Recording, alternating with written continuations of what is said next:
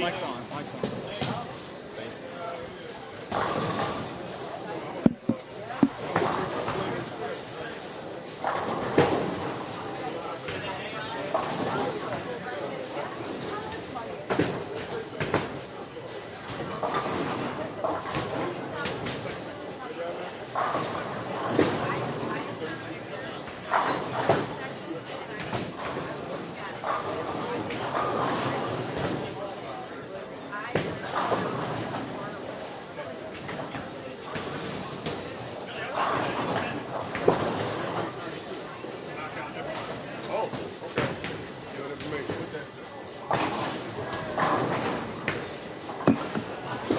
Glasses for the way I did that shit? Okay, so you can use the slide. Okay. It's not a leak. So keep reading. All right, we'll read this shit later on.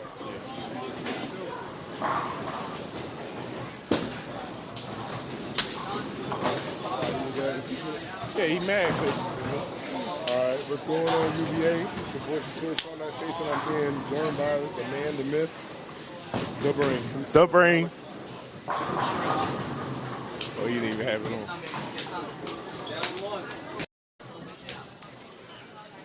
All right, what's going on, UBA? It's the voice of choice, Sean Faison, being joined. Got to be here with my partner right here, my main man, the man, the myth, the brain himself, Malachi Moore. What's going on, Malachi? What's happening, Sean Dyke? We back again, baby. Hey, yo, it feels good to be back. And we're back here in the Brook, West Brook Lanes right here. We are covering PA North Tour Stop number 13.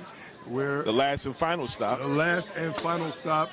Last, but it leads to new beginnings, and it's the beginning of the road to Battle Bowl itself. And talking with one Jay Keith, former welterweight champion, he was letting me know that South Jersey Strike Force needs to get 32 to shut everybody out.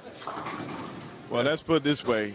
Hell Yeah is leading the division with 298 points. Yeah. But South Jersey Strike Force is a force to be reckoned with, and they're only behind them by 2 pins, That's 2 right. points. So anything can happen today. Whoever wins this match wins the division of the PA North division. Oh, yeah. And for scratch, because we always start with that scratch, for Hell Yeah, we're going to have Matthew Pemper. For Hell Yeah. For Hell Yeah, we got Matthew Pemper. We got Nicholas. We're going to call him Nick Lamp. All there right? you go. All right, but I know how to say it. Lampug Nani. And Will Dowling. That's right. For call him Darling? Call him Dowling. Don't start nothing. For South Jersey Strike Force, you have John Robinson, Mr. Mark Zimmerman, and Shane Matthews. Yes. It's going to be good to see Shane Matthews on the lanes. I had a chance to roll against him, and he could hold us on scratch. We were going blow for blow, and it's going to be good on scratch. Well, today is for it all. So when you look at both lineups, there's no holes in any one of the lineups. So it's going to be very interesting to see not how you start out, but who can get an early lead and who can actually finish the job. So right now on the scratch pair, let's see what John Robinson does. He's a lefty. He leads the ring in 7-pin. Yeah, Robinson might feel like he got robbed, but it finished a little light behind the head. The head pin did not do his job and did not take the messenger out. Ain't that right, Mr. Jay Keith? How are you guys? Feeling good, sir. What's up, Doc? What's up, man? How you doing? I want my belt back. Well, we ain't here to talk about that, but today we're here to talk about between Strike Force and Hell Yeah. Well, this is not much of a talk. You already know what's going to happen. I don't know. Both teams are very good. I'm predicting this. And John Robinson just threw the ball in the gutter. Take what I'm telling you. It's going to be like what's going to happen in Indiana tonight. It's going to be a blowout. I'm hoping for a blowout in that situation. It's going to be interesting. As a Knicks fan, I'm hoping for that. It's going to be interesting. There's no gimme on anything. All jokes aside, this is a good team. They bowl well. The numbers are good with them. If our guys make our spares, because spares are everything, and you guys know that. Everything's not going to be in strike. But if we make our spares, keep it tight, keep it close, there's always a chance. So. That's true. Well, it's going to be who can master the lanes early enough. Right now, your leadoff man on the scratch pair, he threw the ball in the gutter trying to pick up a 7-pin. That's not a good sign. Listen, it ain't how you start, it's how you finish. That's one of my sayings, sir, so I agree with you. Figure it out, and you keep it moving. And Mr. Matthew Pumper, see you on a little bit. He leads a 9 count there, so let's see if he can pick this up. Yes, sir. It looks like an easy spare, but we're nothing to take it for granted. You never take that for granted. And look at that, they're leaving matching pins. Almost. Oh yeah, almost. All right, no problem for Mr. Pemper over there. He covers his spare, no problem.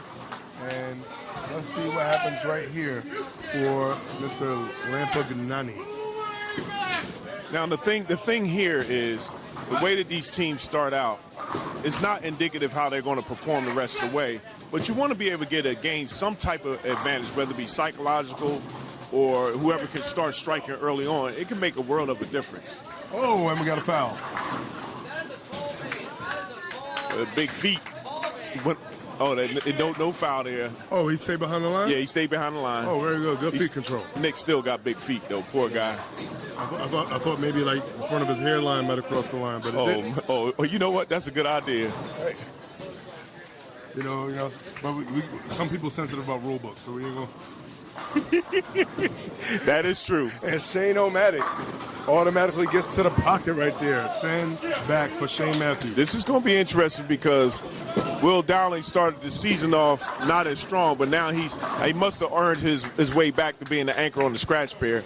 So he throws a strike as well. So he's matches. It's going to be who can match shots, who can complete their frames, and not get splits here. That's right. Westbrook Lanes is known for hooking hard down on this end. Not hard, but sometimes if you pick up the wrong ball, you're not going to perform as well. Oh, so the back end be doing something back here. Yes, it does. All right. Let's see if John Robinson get back on the right track here. All right. He's throwing the ball way out. Well, it stayed on the lane. It looks like to me, well, even staying well, this is for all the marbles. Yes, it is. You, as a leadoff guy, you do not want to come out the door messing up. He's not following through on his shot. Yeah. If he follows through on his shot, he should not have any problems. Yeah. And he's the lonely lefty on that side. So. Yeah. And if you notice, he starts with a shoulder low. But if you keep it low, you can't come through it properly. And that takes talent. So let's admire the talent of that. We got to say something good about that because he doesn't feel good about that. No, we don't. To pick the 4-pin clean off of that, you don't win anything. Let me think. No. But hey, listen. Look, this is for it all. These guys are good enough to do what they got to do. John Robinson is a very good bowler. He'll figure it out, but he has 2 opens from the get-go. That's not good for your South Jersey Strike Force team. Mr. Mark Zimmerman throws his ball, and he leaves a split. This is not a good beginning match for South Jersey Strike Force, but I believe that they'll get back in this match. They got a good team. They're not at the top for no reason. And Nick just, with his big feet, just gets another strike. Well, this time he stayed on his feet. Yeah, he stayed on them. Yeah, he stayed on this time. He was 10 toes down on that shot, and he was 10 pins back. That's true. But with the 8 count right there, that shows me, first of all, it's not any 8 count. It's a Josh Malik, and takes out the 8 no problem. So the back end does hook, but here it shows that it has hook and stop. And if you're going down and in too hard and too fast, you cannot get through the pocket. There's good angle there, and boom. Bill Dowling starting off good. That's two in a row for the second and third bowler for Hell Yeah. Yeah. They're making a statement saying, hey, we're here, and you're going to have to beat us in order to win. Now, if you look at the averages across the board, it's pretty much even across everywhere. You might have a 6-pin lead or 5-pin difference. Yes. There's really no difference. It's a matter, you have your great bowlers on your team. Yes. Everybody's coming out the bowl, and that's what you want them to do. And Shane throws another strike. So that's good. Shane is holding it down for his team. Yes, he will. And he's going to need to do that until they can get back on track. Let me tell you something. Shane obviously went to the gym, and he did his squats because he's going to have to throw 2 bowlers on his back based on those. Yeah, that's true. That's a lot of carrying. But if anybody can do it, Shane Matthews can do it. Yes. But remember, he's going to have to match Bill Dowling. Okay, see, John Robinson came back with a strike. Just like I said, he can correct. He changed balls. The ball was probably going too long for him initially. Mr. Matthew Pumper came back and threw a strike. So right now, shut up. Yep, great shot. You ain't no good.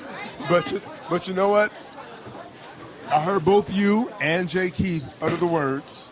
It's not how you start, it's how you finish. So the first 2 bowlers who struggled are probably going to be living, breathing examples of that based on how they finish in this game. They're going to need to start now. Mark Zimmerman is a very good bowler. He'll settle down just like John Robinson is. The good thing about South Jersey Strike Force is that they do talk to each other. So when you talk to each other, you help each other figure out quickly. And when you're in the last and final tour stop, you do not want to be taking too many frames to try to figure it out.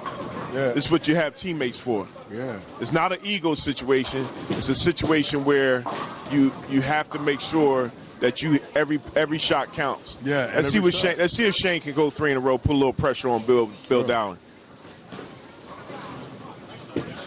That came out the hand early, but mercifully good. He didn't like the way it came off the hand. You could tell by the way he popped up. Right, but he also fouled through on a shot, which enabled his shot to go longer and finish on the back end. Yeah. Let's see if Bill Dowling can match him. And that looks good. Nope, But sure didn't. Come on. First of all, he got his elbow out like he was eating chicken wings, and when you do that, that's what you're going to get, splits. Your ball goes long, left is split. Now, once again, on the scratch pair, you can't afford to have a lead early and then give it back. Yes. So now, Hell Yeah has 2 splits. Let's see if Bill Dowling can pick this up. If he manages to pick it up, great. No hero ball there. Get the one. One is Right, 2. exactly. And you know what? Oh, what a difference one frame can make. That's right. You know, especially when you have 2 opens in the same frame. Yeah. Just like South Jersey Strike Force did in the second frame. They didn't give it all back. No. They didn't. Can't give it all Mr. Matthew Pemper. Mr. You call his name. Mr. Matthew Pemper. You have flashbacks to Hugh Bessings and the great shots by both individuals up top. And you know, Mr. Lepignani over here. So he got that gem out early. And you know, you get out to the dry early, especially with a goal, it will flip. And that's what happened in this previous frame. Let's see, that one he tightens up a little bit. You know what he did differently? All he did was keep his speed up. The first time in the third frame, he dropped his speed. He didn't follow through. And he got out to the ball, one board very early. And I know the gem. I'm not necessarily a fan of the gem, even though we love Storm here at UBA. Keep talking. But once everybody knows. Mark Zimmerman comes early back out, with a double. early flip. So it looks like John Robinson and Mark Zimmerman have actually straightened out their problems. Oh, yes, they did. Which is a good thing. Now and Shane's still lifting weights down there on the bottom. Oh, yeah. Now you might see a swing come up because if Shane Matthews throws another strike here and Bill Dowling doesn't strike, this could be quite interesting going forward. The momentum could have quickly changed. Paradigm shift of some sorts, potentially. Well, right now, Bill Dowling just stopped the bleeding, so. Oh, yeah, he did. He a little bit. These guys know each other from league. You know, these guys. There's no question in their mind who can bowl here. Now it's just a matter of mano y mano. Can you get the job done? That's right. And Shane O'Matic, Mr. Shane Matthews, showing the poise that an anchor should have. But don't worry about what's happening at the top. Just do your job and the rest to follow. Do what you came here to do. All right, let's see if John Robinson can get back on track and throw a triple here. That would be huge for South Jersey Strike Force in terms of, all right, he just did that. That's what he does. John Robinson throws strikes. That's right. He said he's not here for his pretty looks, but the young fella can strike. Great shot by Mr. John Robinson over there. How's the left? Well, the left is just as good as the right as long as you throw it right. That's right. And for Hell Yeah, we have who? We got Mr. Pemper up here. MP. Yeah. Let's see if MP can get 3 here. I like that. Is this an MP3? Nope. MP2. Leaves a 7-pin. MP2 and impossible. It just seems like to me, and I wonder if this is going to be a narrative later on down in the match, if your bowling ball doesn't get all the way down the lanes. That's going to be something that's going to be crucial because you can't even hit the pocket correctly if your ball's not entering the pocket appropriately. Now he throws the ball in the gutter. Oh, it looked like self-destruction here. You're headed for self-destruction. Early on, yeah. You don't want to have that. You have to maintain your focus because anything can happen in this match. Anything can Mark happen. Zimmerman up. That looks good. That looked good out of his hand. Yep. He throws strikes too. Oh, yeah.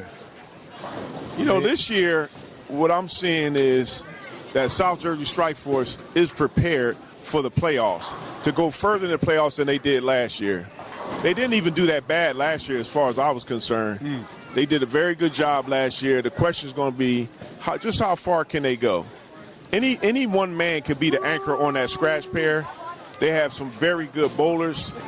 The question is, what are they going to do going forward? Let's see if Mr. Lampignani right here can cover his 10-pin. We know their first bowler struggled with his corners, but no problem on his corners. Picks up that 10-pin. Yes, spares keep you in the game. Might have been about 19 miles an hour, just enough to get down there. With Matthew Pemper missing that 7-pin and South Jersey Strike Force striking, they're putting 20 pins every time Hell Yeah strikes the ball. The only person that can do something right now the weight is on Bill Dowling. Can he continue to throw strikes here? That looks good. Okay, you see how he got the ball long? Oh, yeah, definitely kept the hand up there. Right. So that's going to be the key here for Hell Yeah. If they ever want to even get totals on the back end, they're going to have to stop the bleeding, start throwing strikes, and match the effort that South Jersey Strike Force is putting out collectively as a team on the scratch pair. Indeed. That's exactly what they have to do. You got to find a way to stay in the fight. And we already know recover and scratch. The story is do as much as you can do. Even if you feel like you're down in the game, you got to cover whatever spread is happening on the other two. That's right, because you can't become score watching and you start seeing a team strike all the time. And what that does, that can mess with your psyche. So Matthew Pemper came back and threw a strike. That's right. Hopefully he got it out of his system by missing that 7-pin. And if he strikes out, he can still weather the storm. Yes. Now right now, Nick is up. I'm not going to say his nickname. Oh, Mr. Lampignani? Yeah. You see his nickname? Lampignani. Nick Lane. Yeah, that's what we're going to call him.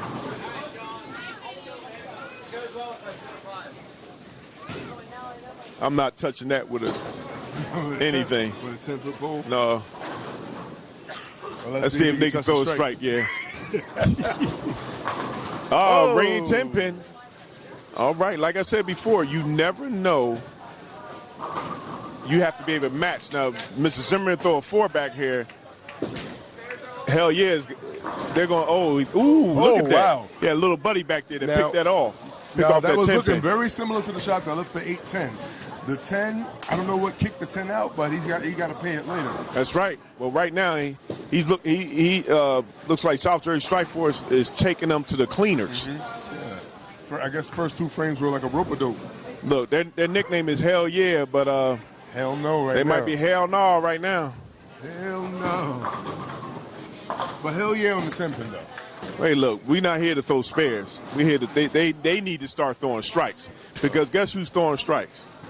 South Jersey Strike Force. I mean, it's on their shirt. Each one of them have at least 4 in a row. Well, if they're not striking, then we would sue them for false advertising. Well, look, they are doing their job. Yeah. And what we saw last year with SBC in the playoffs. Shout out to them for the current champions. Ooh. And he was right to start begging on that shot because he missed his target about 2.5 boards inside. That is true. That is true. But Shane to get right back on it. He has 2 other players behind him. Bill Downey's trying to carry his team. But the question is now is how long can he do that without his other 2 teammates striking? Nick true. Doesn't look comfortable. Let me see. Oh, wait a minute. He almost got it. All right. He played a slight amount of hero Nick ball. and Matthew Pemper don't look strong right now. Bill Dowling has the best look. Of course, he's on the left side, but he has the best look. Right now, John Robinson is throwing strikes, out of this world right now, except for the first 2 frames. Oh, yeah. He can go off the sheet and really set a tone for his team. Let's see what happens. He's throwing strikes just like Bill Dowling is. Yes, he is. He's seeing the shot. Okay, Matthew Pemper is trying to match it as well. So right now, South Jersey Strike Force is on a strike fest. They're living up to their name. Indeed. South Jersey what?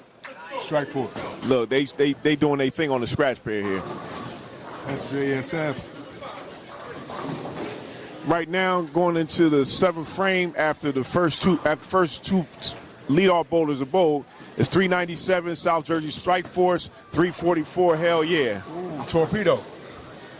Look like hell no. Mark Zimmerman and John Robinson are holding up their anchor man because he held them up in the beginning. Indeed. So it's one turn does another. That's right. And I see a surface change. He's going to something a little more kinder, more predictable. He gave up on the jam, understandably so. I mean, it shouldn't even have taken that long to do that. Yeah, yeah, you're right. Hell yeah. You know, you don't.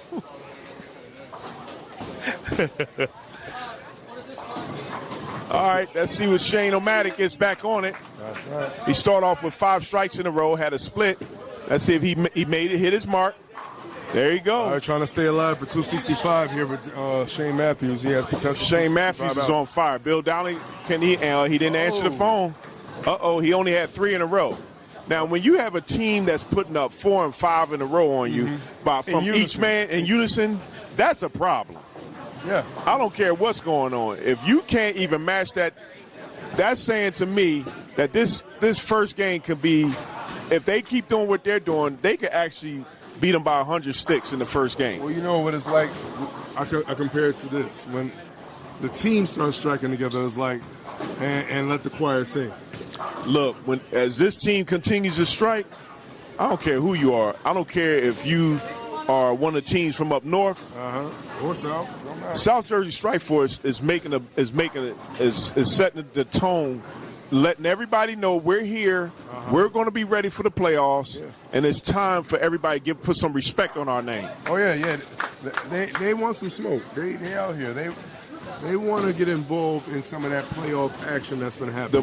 The more that they continue to grow as a team, the better their performance will be. And next thing you know, boom, they could be in the Final Four. Yeah, they could be in the Final Four. The way that their scratch team sometimes is how each pair performs, and also too the experience that you have when you look, because as you know, last year's Battle Bowl shot was not a regular house shot, or it didn't perform as a regular house shot up at Carolier. Okay, when you up at Carolier, it made you cry. Oh, you talking about back in the day? No, last year. You mean at Bolorama? No, last year at Carolier, the first 2 rounds was at. Oh, the first 2 rounds, yes. Come on, stay with me, well, sir. Remember, I can't stay with you because I'm not in your division. This was. Oh, you was in Connecticut. I'm sorry to hear that.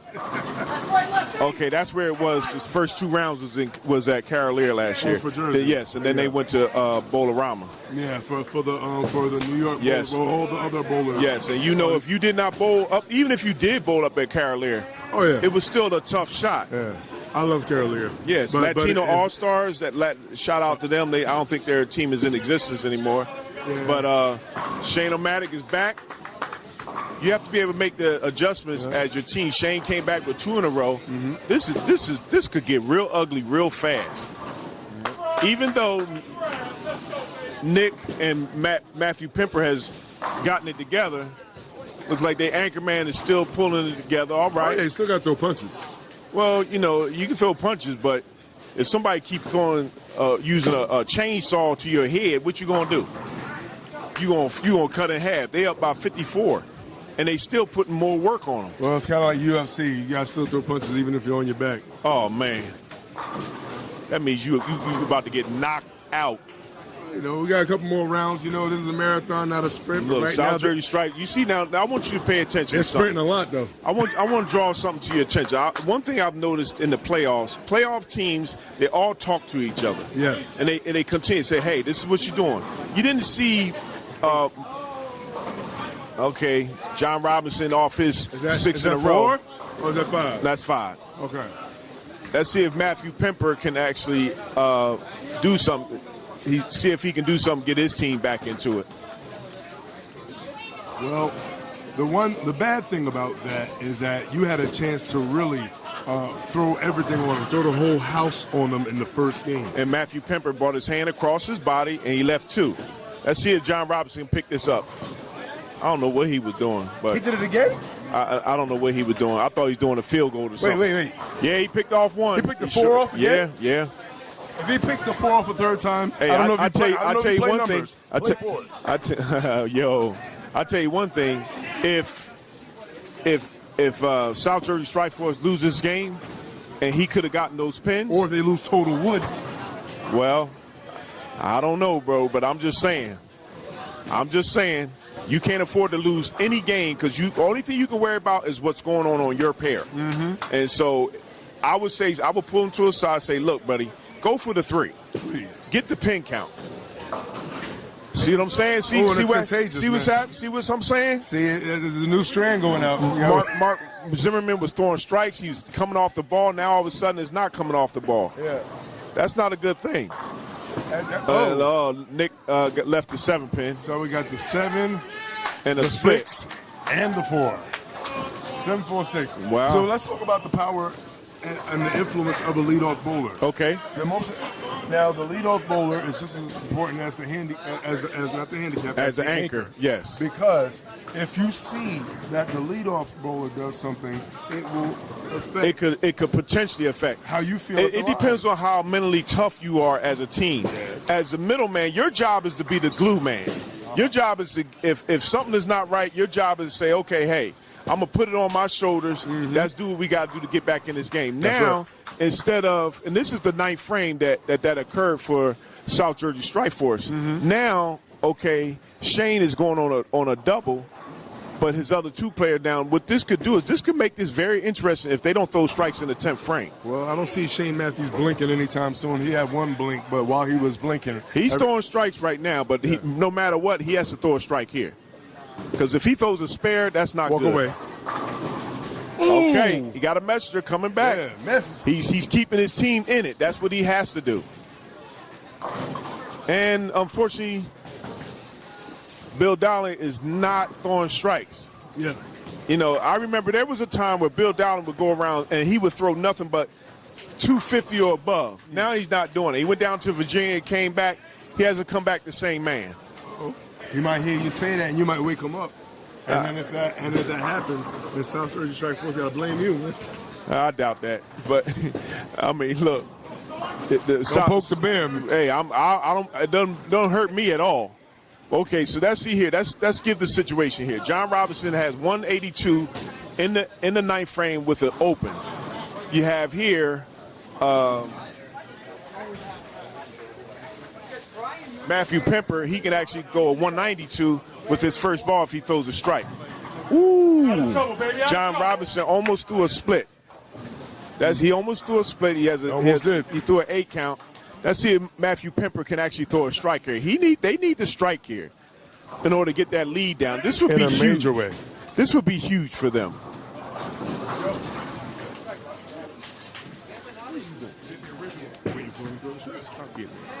Get out.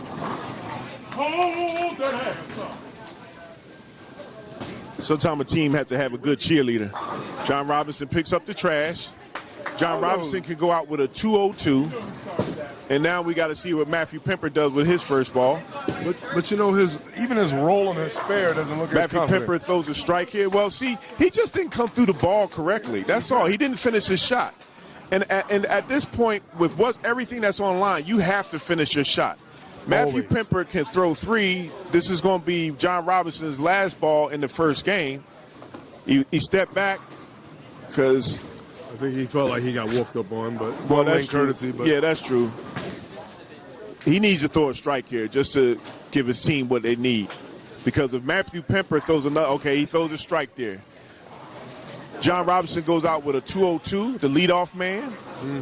Mark Zimmerman can go out if he throws all 3 strikes with a 231. And then they're going to leave it up to their anchor man to finish the job. Yes. But it's not over yet. Let's see if Matthew Pemper can throw a strike here. And he does. All right. Now he gets it down to 28 sticks. Now, 38 sticks down. He can get it down to 28 sticks if he strikes out one more time. That's huge because coming up you have Nick. Now, Nick hasn't really thrown the ball good this game yet. And Mark Zimmerman, once again, throws a strike the first ball. He can go out with a 231. Each ball that's thrown, let's see what here. I don't want to be predictive of anything, but they're still on, it's still on their first bowler. Now, the good thing is that Shane has a triple going into the 10th frame.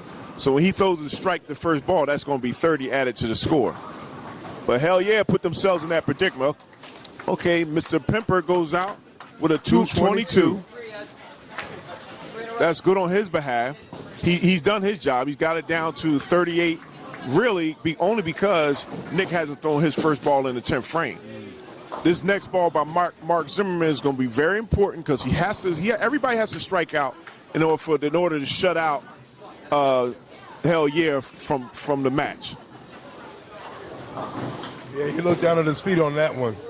And he left two. Yeah, I saw that. But being as though it's the second ball in the 10th frame, he needed to strike out. But Mark Zimmerman is a very good bowler. So if he picks up his spare, he'll go out with a 221. Let's see what Nick does his first ball. He has to throw a strike. And he leaves a ringing 10 pin. He gets the ball out too far to the right. Once again, we kept talking about how he doesn't seem comfortable in this match.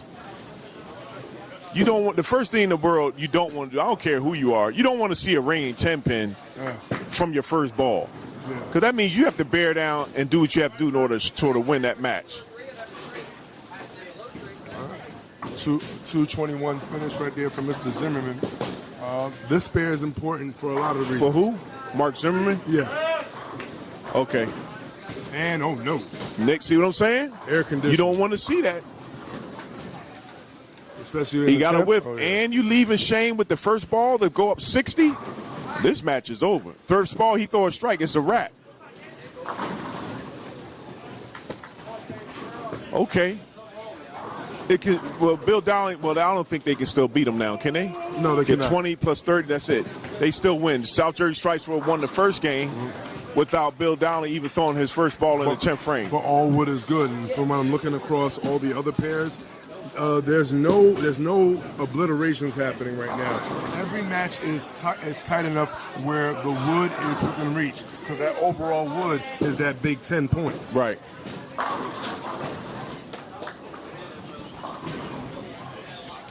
Back up ball, and he didn't see him up short. In a situation like that, you want to make sure that you get as many points as you get. Indeed. Shane should have had at least a 260 game, 262 game. You don't want to have it where you get lackadaisy and you allow a team to come back on totals. That's why it's important that you finish the match. Yeah, you definitely don't want to play with your food, especially when you have a chance to finish it.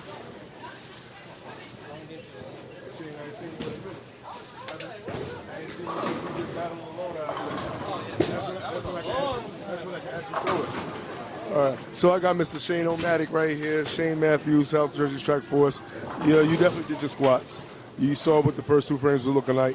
But, you control the orchestra. They all start singing along. They all start doing their thing. Now, it could have been a bigger lead on here. So does that worry you going into the other two games knowing that overall wood is a thing, 10 points? Not really too worried. We got probably around the 80-pin lead after game one. As long as we can read the transition well, I think we can do some work here. As long as we can lock up game one, I think we should be good. I had a good look. I just missed one bad ball. What's transition like here at Westbrook? It could be sloppy. It's 50-50, especially with the sticky-ass approaches. I'm hoping they get a little tighter so we can have so John can have some missed room. But we'll see how this goes, definitely. All right, stay on. I already know what you do. All right.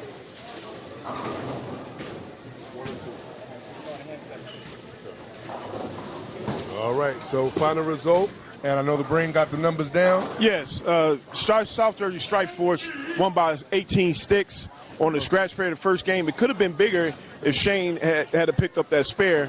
Every pin counts because you don't want it to be where you lose totals. So right now they won 655 to 628. No, 637. I'm sorry. Oh, so you're right. About 18 pins. Yeah, they won by 18 sticks. All right, and we're going to go to handicap pair number 2 right now.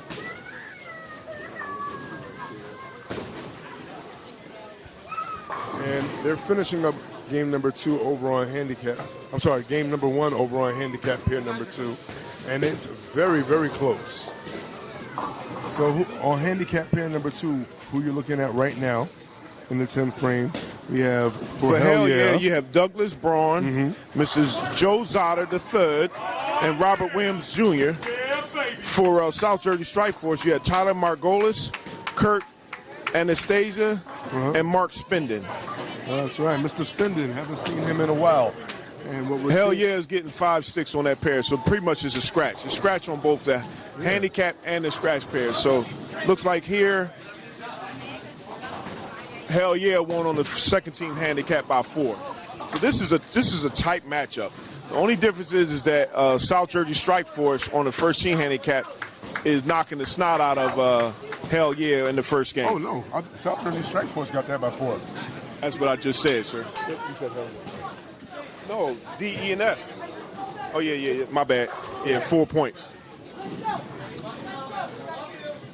So a sweep across the board for the first game for South Jersey Strike Force, but not a major sweep.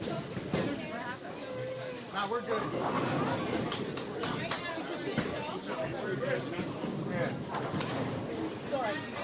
Come on, let's go. You know better than this. So Hi, guys. what's going on, sir? How you doing? Hi, guys. How you doing there? I'm good, All guys. right. Good. So 83? 83 total wood. All right, 83 total wood so far in favor of South Jersey Strike Force. We're going to call ourselves OKC for the day. Hopefully not in game 1. Definitely not game Okay. You know what I'm saying? Because that means there's a Halliburton lurking. Listen. And with 83-6 is good, but For you the need first more. game, that's not bad. For It's the not first bad. game, it's not nothing to be jumping up and down about. But you with the two teams at the top of the list, you expect that type of fight. Indeed. You don't expect a team not to come and ball out, and that's what these guys are doing. Once again, it's not how you start, it's how you finish. That's right. It's all about the finish. And right there, Douglas Braun starting out with a spare. It says Iceman on the back of his jersey. Hopefully he doesn't run cold too much. He needs to heat up. Whereas Tyler Margolis starts out with a strike. Ice melts in the heat. Well, you think you're going to melt in game 2? We're going to be fine. There you go. This game is going to be interesting to see how teams, as they continue to settle down, who's going to be able to have the advantage. Remember, too, also, now starts the transition. So who's going to make the adjustments to the transition? And that's the difference of game 2. This is where it starts to break down, so the guys really got to pay attention to what their balls are doing and make the adjustments from there. Right, Kurt Anastasia starts out with a strike also for South Jersey Strike Force. Now, in the first game, Mark Spindon had a little tough go at it. They still won by 4 pins, but he shot a 184. Mark Spindon's going to be fine. Anything can happen. I know y'all rooting for your team, but we just calling like we see it. That's all. And we're not saying that he's a bad bowler by far, because Mark Spindon is a hell of a bowler. But for his first game, he still shot a 184. Oh boy. It's Westbrook, bro. No, it's not Westbrook, because other people are striking here. So it's just this is where you have to learn to talk with your teammates and know how to make the adjustments. I'm getting beat in the back. And it actually fits. All right, let's see if Mark Spindon can pick up that spare. Very good. Rob Williams throws a strike just along with Joe Zotter, the third. This is a big start off for Mark Spindon. He has to pick up that spare. Uh-oh. This is what I'm talking about. This is where, as a teammate, you should be encouraging him. I know he wants to rip his jersey, y'all, but Mark Spindon, once he gets everything situated and calms down, he'll be able to get in to throw strikes. Now, us coming over here looking at the handicap, now this is where the average is playing. And as you said, before, it's pretty much almost scratch here, but the averages are for Douglas Braun, 213, receiving 18 pins handicap. Joe Zotter, third. Kind of like the way he said it with the accent before. Yes, sir. A lot of class there, sir. 14 pins. And Rob Williams, Let's go, baby. Jr., Right. 7 pins. Total, they're getting There's 39 only a difference of 5 pins. Yep, every Hell pin Yeah counts. is getting 5 pins. That's why I said this is really a scratch situation right here. So the averages don't matter. It's going to matter who can perform on the lanes. Exactly. It's all going to come down. You know, I said that to somebody before. Averages are fine to have. They look great on paper. But when it comes down to the actual match, averages mean nothing. Well, because it's consistency and getting the job done. Okay, now here's where averages do matter. If you have a bowler who's up and coming and they haven't seen everything that you can see outside on the lanes, like when the lanes begin to play wicked with the transition, that's where you see the experience come into play. Your higher bowlers know how to see and read the lane conditions and adjust appropriately. We've seen high-end bowlers, though, not make correct adjustments. So it's any given day. I agree. You know, you've been around a long time. You guys have bowled on some of the best patterns, some of the worst stuff. If you can't make the transition, you're not reading the lane right, we see what happens with people. Like, I'm going to leave it at that. We've seen that little what's that solid clay effect where it starts to crumble. Speaking of transition, the transition generally occurs in the second game. Yep. So this is why every pin that, once again, you cannot afford to be lackadaisy picking up pins even if you have a lead and you won the game. It's important to get as many points as you can because you don't know how your team is going to perform later on down the line. Yeah, everyone likes a good head start. And over here was only a 4-pin head start, so right now no one's spirit is out of it. So that is correct. Everyone knows. It's smelling. That's just to be fair on both sides. Douglas Braun's first game was 170, as opposed to Mark Spinden's first game was a 184. So when you start looking at teams' performances, Rob Williams Jr. came back with a 241, but he was matched. He was matched by Kurt Anastasia. Yes. And hopefully we don't get no flash situation like we had. And Mark Spinden made an adjustment, and he threw a strike his second frame. I will say this. Everybody did bring more than one ball. I hope so, because you never know what kind of lane conditions going to go into. Tyler Margolis throws his ball for the leadoff for the third frame. He throws the strike. Let's go. That's why. How you doing? Good to see you. All right. Everyone tries to spin it a certain way, right? Hold that ass up. All right. So, focusing on the action here, what we have now is everyone throwing good shots. Everyone's going to control the pocket. The plan is to control the pocket, and hopefully you get carry. If you carry, you can carry yourself further. If you don't carry, you just got to make sure you make your spares. That right there hit extremely light, and we got the bucket -1. We got the 248 right there left. That ball came up extremely light, and it almost left the bucket of chicken, but someone obviously went into that bucket and took a piece. He left a ham sandwich. Look, a ham sandwich right there. And you know what? He covered that 10-pin, no problem. That was Mr. Douglas Braun. Mr. Douglas Braun struggled in the first game, but, you know, I'm sure he's feeling the pressure because the guy opposite of you starts out, Tyler Margolis starts out, makeable yet missable. Yeah. I always say that. Now, see, this is where the transition comes in at. Forget about that shot, bro. Get back in it. Yeah, and that's one thing about those spares, where there's double wets involved. Okay. And you called him Sean. Oh, that's Mr. Anastasia right there. So Mr. Anastasia, right? I think Anastasia. But that shows you right there. Anytime you have a spare involving double wood, I call it a makeable but yet missable. Even if it's not lightly missable, it's Anastasia. That you might miss it. It's Anastasia. So, well, right the there. thing is, he kept his team in the game the first game. Yeah. He shot a 236, but if he falters, then that could be a problem in terms of total pinch performance overall. All right, Joe Zotter throws another strike. He has 3 in a row. He's matching all right, Joe. Tyler Margolis, and let's see if Mr. Spinden. Mark Spinden throw another strike. Oh, looks like he done worked out his issues. He keeps his head in the game, which as an anchorman you definitely have to because your team is counting on you to finish. They really are. And now we have Robert Williams Jr., Booby, as they say. Yeah, I mean, you can call him that. I'm not calling him that no more.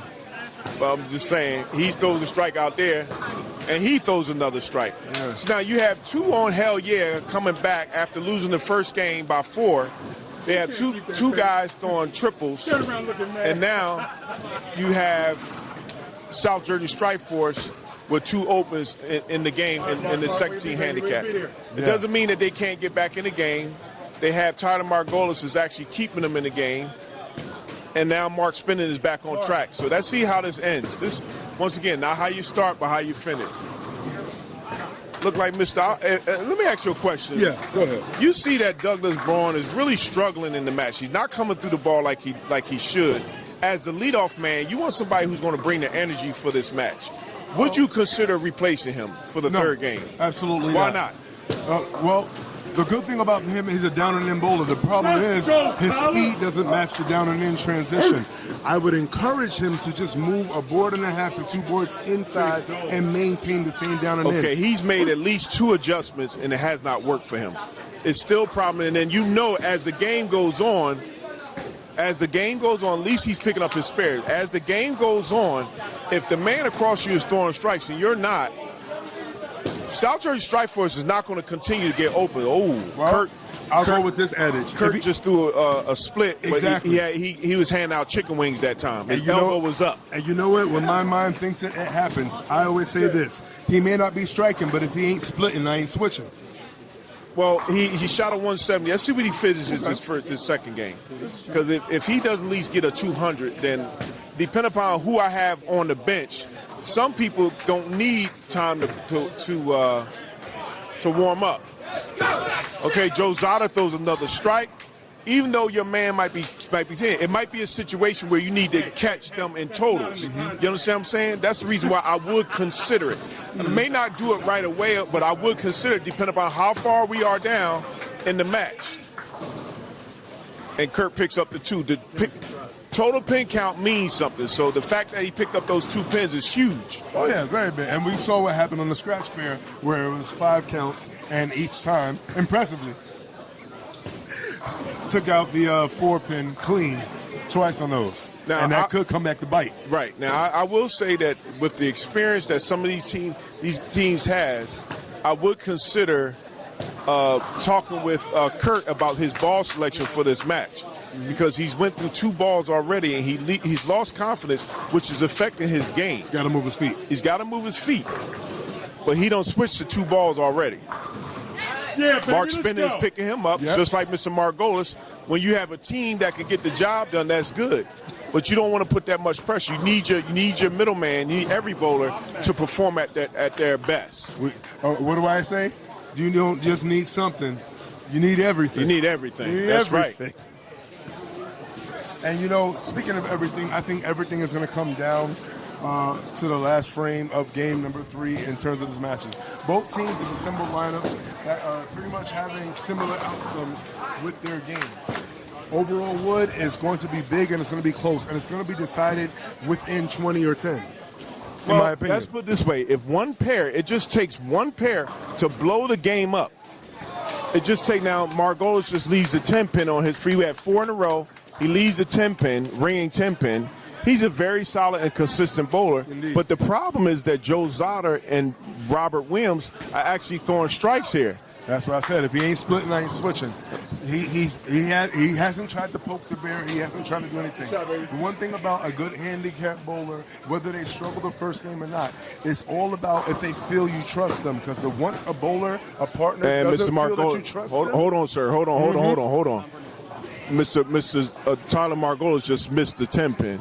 Once again, that's where the error came from? That's where the error came from. Now going into the 5th frame, you have 1, 2, 3, 4. You have 4 opens to none by Hell Yeah. Once again, those 10 pins for total pins across the board is going to be huge. If Joe Zotter throws another strike here, that'd be 5 in a row. He's setting his team up to be at least 63 ahead. That's huge. You remember how we just came out very high. All right, but now think about what happened on the scratch pair. Hell Yeah was taking a bath, but they was able to weather the storm. Oh, that's going to come way back. Kirk just seems like he's lost his confidence. He's not putting the ball down. Well, I mean, Captain Kirk is obviously way outside and out of space with that one. That one touched the half board, and I hope he didn't expect that to come back. I think if his teammates speak with him about his ball selection and why, and tell him, look, just trust yourself. he might be able to get back on track quicker than you think. I think he's got the right ball. He has to find the right line. What bowling ball is he using, sir? Well, he's using something obviously very controllable. I cannot see it from here. If you could let me borrow those. My glasses? Yes, maybe I could give you. Hell nah. But the one thing, if you choose a surface that's not necessarily flipping back, stop playing for the flip. All right, so now we see here the situation is in the 5th frame. Tyler Margolis missed a 10-pin. Kurt actually picked up a spare. Robert throws the ball here. He leaves a ringing 10-pin, so he's off of his 4 in a row. Let's see if Spinning can answer the call and bring down the pin count if he throws a triple here. He can at least minimize the miss on the 1st frame. No, that goes straight down to Johnson. I mean, sorry, not in the 1st frame, in the beginning of the 5th frame. But every frame, you got to treat every frame like it's the 1st frame and the last frame. Yeah, sometimes you can play defense if your man throws a strike here. Oh, and he helped minimize the storm. Now the good thing is that Mark is on 4 in a row. Bobby is off his 4 in a row, and nobody except for the leadoff man, Mr. Braun, the person that we thought was not going to have a lot of confidence. He actually is the only one on hell yeah with a strike. Bobby picks up the spare. No problem on the spares when it comes to Robert Williams Jr. You know, he's a shooter. He's a hitter. He loves this house. I bowled against him in this house. He's very good. His leadoff man, Mr. Braun, let's not go that far. I still don't believe in his shot. And that's the difference. So as a team bowler, I know one thing. If you're a handicap bowler. What I want to see is 3 shots in a row where he's consistent. Then I'll say he's doing good. I just want him to make Tyler Margolis comes back. Playable shots. Hold on. Tyler Margolis comes back with a strike here, which is huge in terms of them eating into that lead. Go ahead. You got to. We've all been there before. We've been 180 bowlers. We've been 170 bowlers. We've been low deuce bowlers. If you do not feel trusted by your team, it affects how you perform down the stretch. Some cars take a while to heat up. I'm not saying he's going to go sheet, but he's closing frames. Bowler number 2 on South Jersey Strike Force. At the moment, not. That's Kurt and the stage. He's back with the strike. He threw that ball with authority. Yeah, return to the mat. Once again, we just talked about how you have to be able to weather the storm. Yeah. Sometimes you got to square it up a little bit. Let's see if Joe Zada can get back on his strike game. That's very tight. He bought that ball across his body. That was very He tight. brought his hand across his body. That ass. And the stylings of Mr. J. Keith over here, ladies and gentlemen. Somebody get this man some water. Water is essential. Came prepared. Here we go. And what is definitely essential is that he didn't leave a split there. That could have been way worse. Look, sponsored by Storm. And speaking of Storm, that is a gem of a shot. And kicking out the 10 right there. Mark Spinner has completely turned this around since the first game. He's thrown 5 strikes in a row. And he's performing like he needs to at this point. Oh, Joe, that looked like he was about to do a drive-by, but he corrected himself. I guess he was texting and driving, which is a no-no. That was but he finally looked up at the last minute, and the ball came back and hit the pin. So that ball was. All right, let's see if Bobby can get a strike here. It's important that they're halfway through in the second game. Bobby can put his team up by 50 if he throws a strike here. Let's see if he can get back on his strike game. They started off strong, but now the question is, can he continue to do what he started doing in the beginning of the game? So you're saying, can he finish? That's right, because he had a ringing 10-pin before because he had his hand missing in the wrong spot.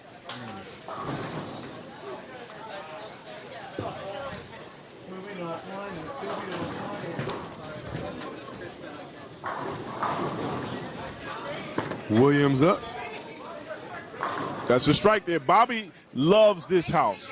He loves this house almost as much as he loves Bolero Bristol. Oh, really? Yes. When I tell you he can strike his head off anytime he wants to bowl this out. Let's see, Mr. Braun gets another strike. That's huge for hell yeah. That actually puts him up. But let's see if Tyler Margolis can actually match that. He's a striking machine. I like the way he throws his ball.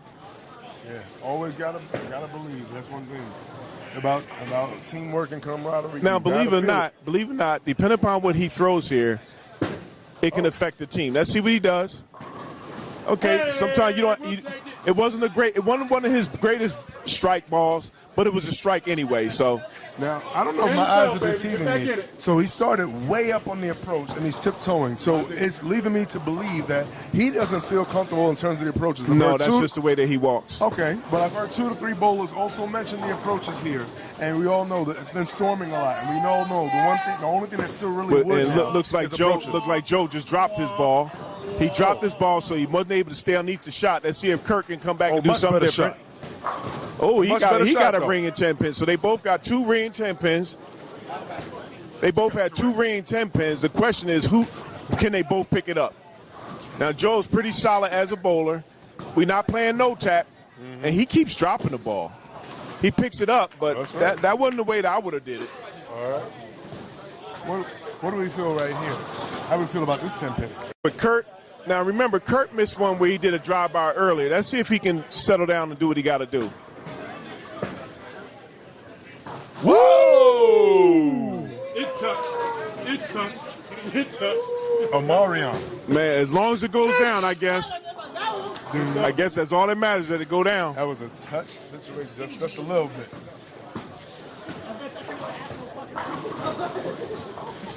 And he almost made a mess on the lane. Yeah, that's true. But he didn't, so that's a good thing. Right now, Hell Yeah is going to need their team to actually pull even greater lead because their scratch pairs having difficulty this second game. They already lost the first game by 17 sticks. And Bobby threw that ball. He didn't throw it with authority. Big flip. This is the playoffs. Why would you throw the ball too soft? You've been throwing the ball with some velocity behind it, and then you want to be cute and throw the ball slow. Ooh, Mark Spinning just got out of trouble. He almost had a 7-10 split. I was going to say, what defense being shown by Robert Williams? Well, the only good thing is that Hell Yeah on the second team handicap actually has a lead. If they didn't have a lead, this could get real ugly real fast. Well, the one thing about bowling against South Jersey Strike Force and bowling against them in Brighton McGrath is that you'll always be wished to get home safe. That's right. Well, the question is who's going to go home safe? Who's going to get that message?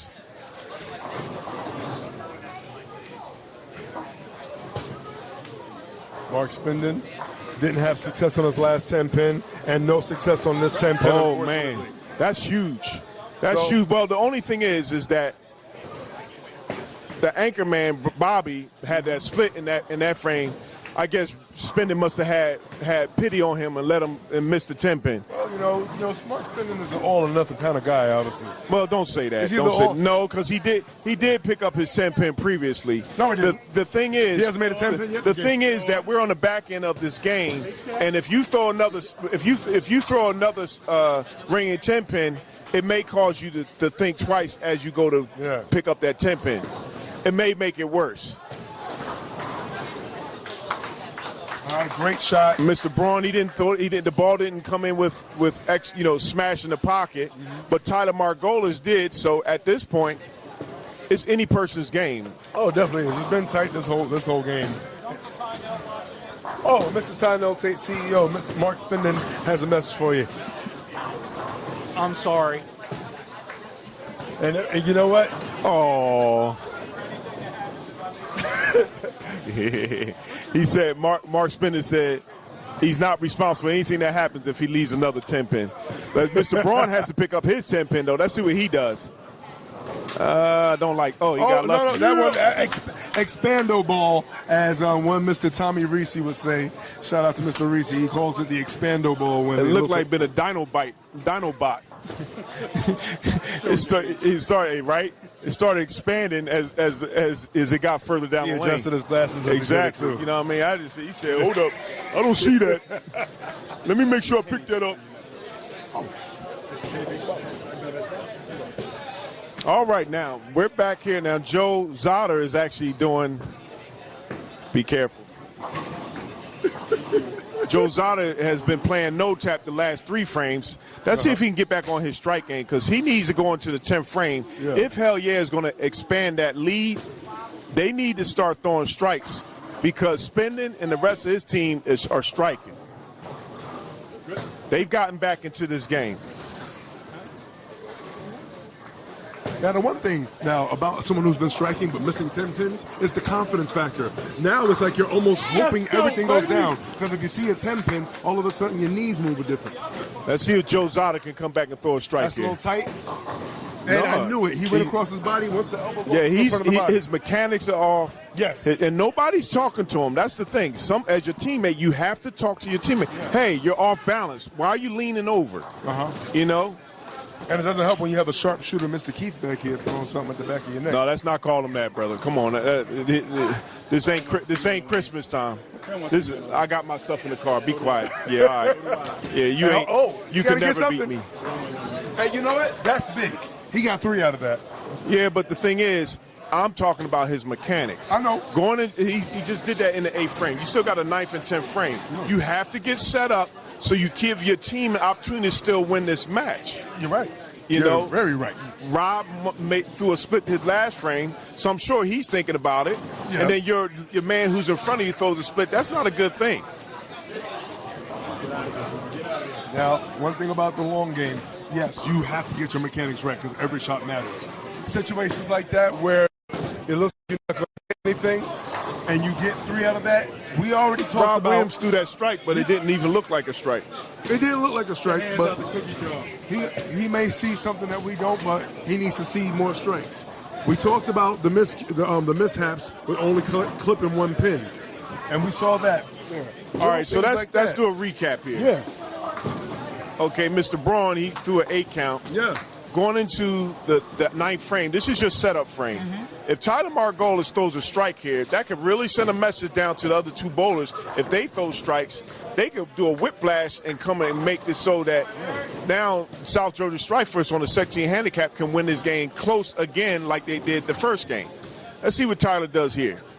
He's been, except for 1 frame where he missed a 10 pin badly, like Mr. Bradley, he's been throwing strikes. Okay, he went ring around the rosy. That's right. Let's see what his pocket is full of this one. Yes, now he can't miss again like he did the last time. No, he definitely cannot. Mr. Braun throws his ball. Very good. And he picks up his spare. Braun doing his job, closing frames. He's doing much better than he did the first game. Sometimes you got to let some people warm up. Yes, he went to see the Wizard. Let's see if Tyler needs to go see the Wizard. He better not miss this here. Ready? Oh, he picked it up. Oh. He picked it up. It was close enough. He was on a slant. The ball was going on a slant. So yes, I thought that he had a shot. I didn't think he was going to chop it. So I thought he would have made it. Mercifully, thankfully, he definitely did. Yes, he did. He needs to phone a friend. Oh, and Joe Zada throws a split in the 9th frame. And his friend did that. Well, no. His mechanics are off. Remember that. His balance is off as he approaches the line. Yeah. He's getting to the line too fast, and his hand is coming across his body. Exactly. He's pitching. Yes, he's pitching.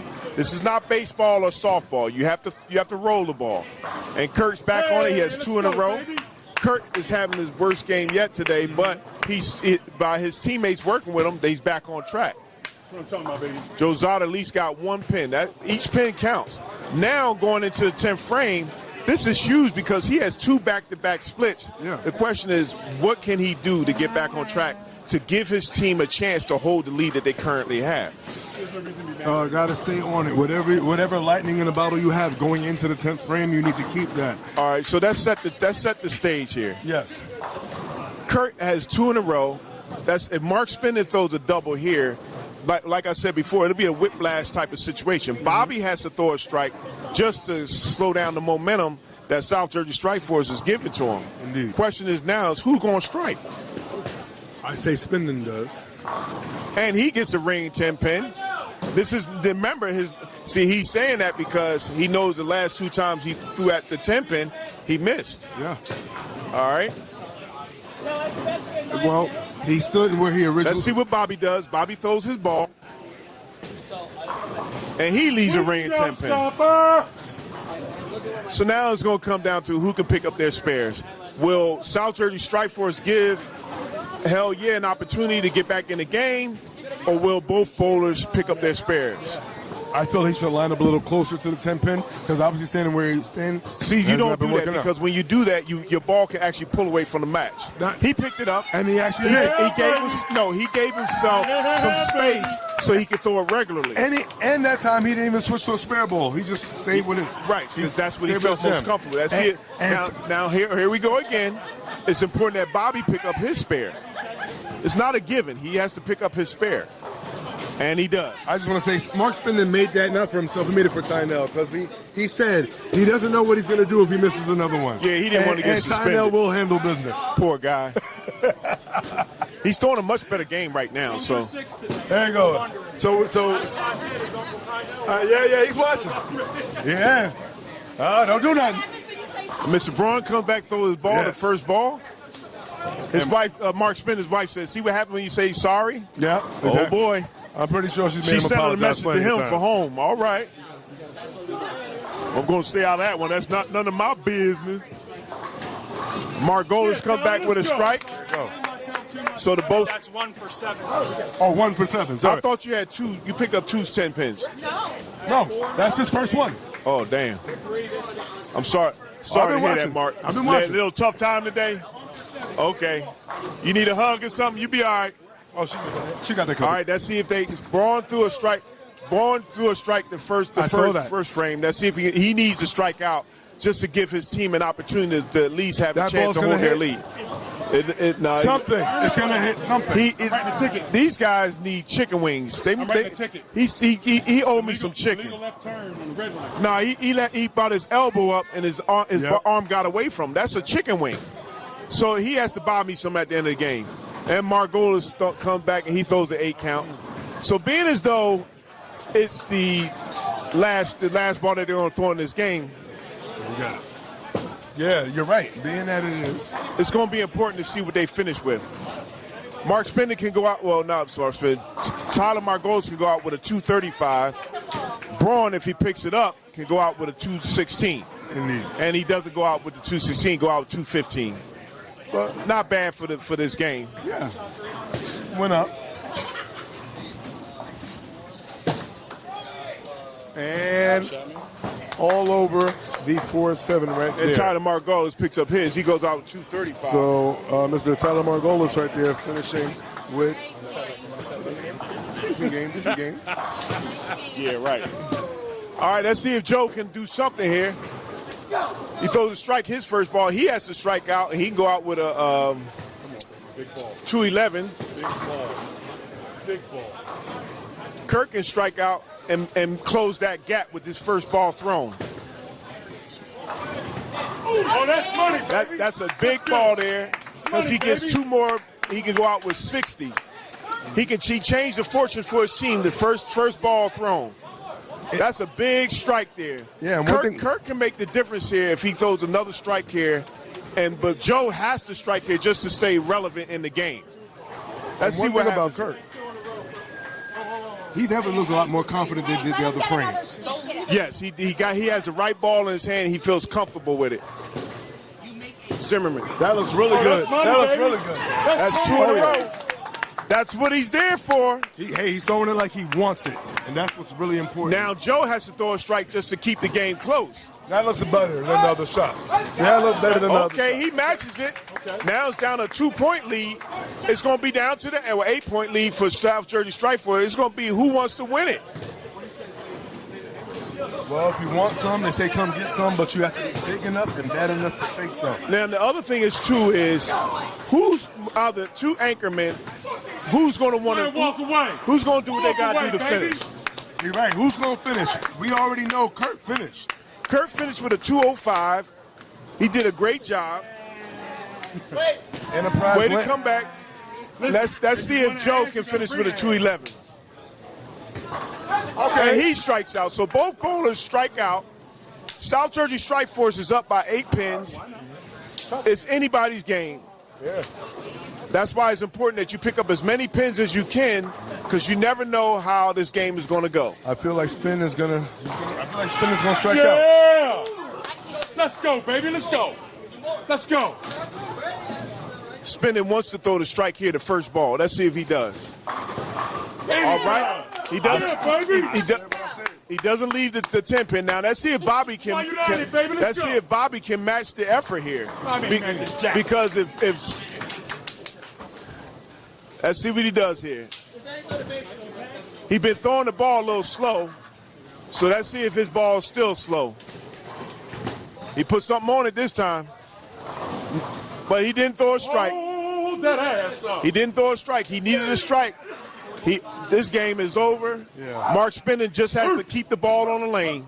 Yeah, he picked up a little speed on it. He needs a spare there. He needs at least 9. Yeah, when you're picking up speed from the inside and you're playing wet the dry like that, it's a fine line between too fast, too slow, and not enough. And not only did he not throw the ball, he threw the ball fast enough, but he didn't finish. He didn't finish his shot. He didn't do like he normally does. Normally, Bobby will finish that shot, come through the ball. He didn't do none of that. Mark Spindon took the question out of the question that was posed to us. Can he finish? He's throwing strikes and not leaving a ring in 10 pin.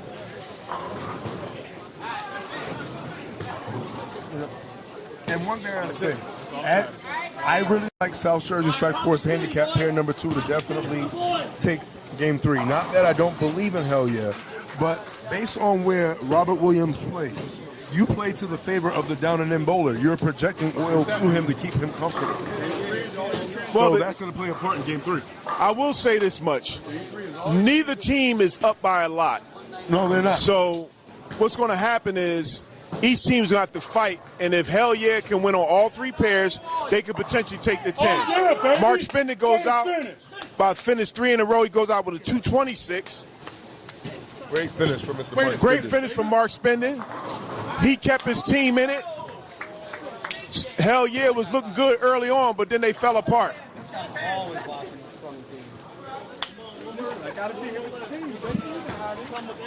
Bobby can go out with a 215. I'm sure that's not the way that he saw himself performing, but he's not doing a good job at this moment. So the question is, can he finish the shot? Now he saw and he still threw it too slow. So he's going to have to square up. He's going to have to move. He's going to have to move in, square up, straighter will be greater. Now, Hell Yeah is only down by 26 on the second team handicap, but he's going to have to get that thing straightened out. Nobody's feeling bad for him.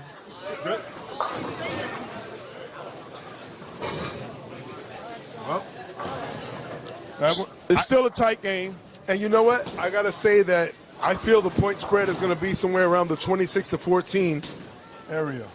Well, it looks like here on the scratch pair, we're back on the scratch pair.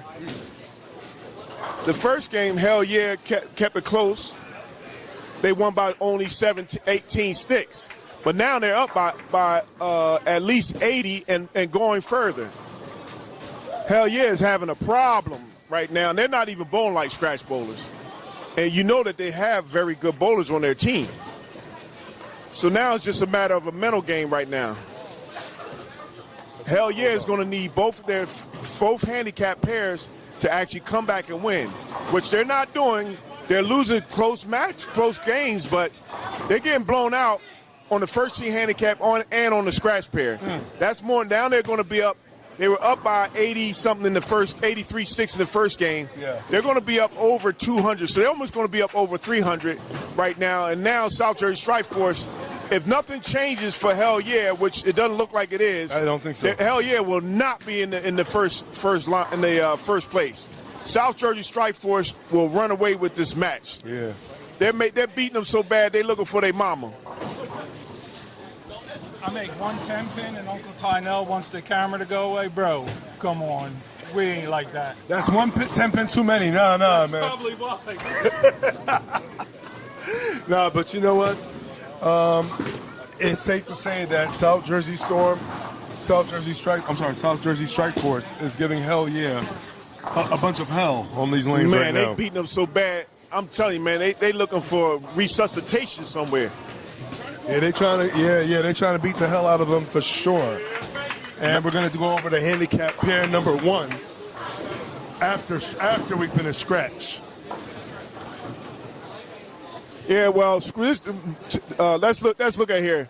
On the scratch pair, Bill Dowling can possibly bring the total pin count under 100 in this game if he picks up his spare. We don't take nothing for granted. And Shane just threw 10 more pins on, so they're up by 106 sticks without Shane Bill Dowling O'Matic finishing the frame. Looking good, man.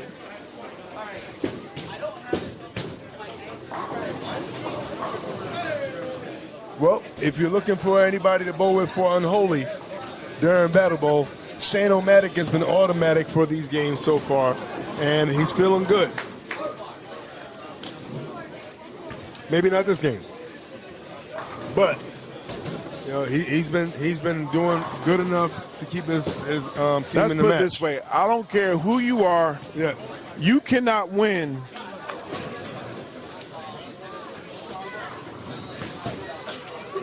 You can't win when you're not doing enough. When you're not doing enough. I mean, this is sad. It's not enough. It's just sad, man. I mean, I've never seen anything like this. South Jersey Strike Force put their foot on their neck and said, "Good night, sleepy time." Well, I don't know. There's one more game. My favorite saying is there's a whole lot of game left, and everybody knows I'm one that's too stubborn to quit. So I always believe as long as I have a whole game, I have a chance to make a difference. The time is now. They got to do something now. They got to wake 17 plus 96 is what, sir? 17 plus 96, 123. That's just on the scratch pair. This is not looking good.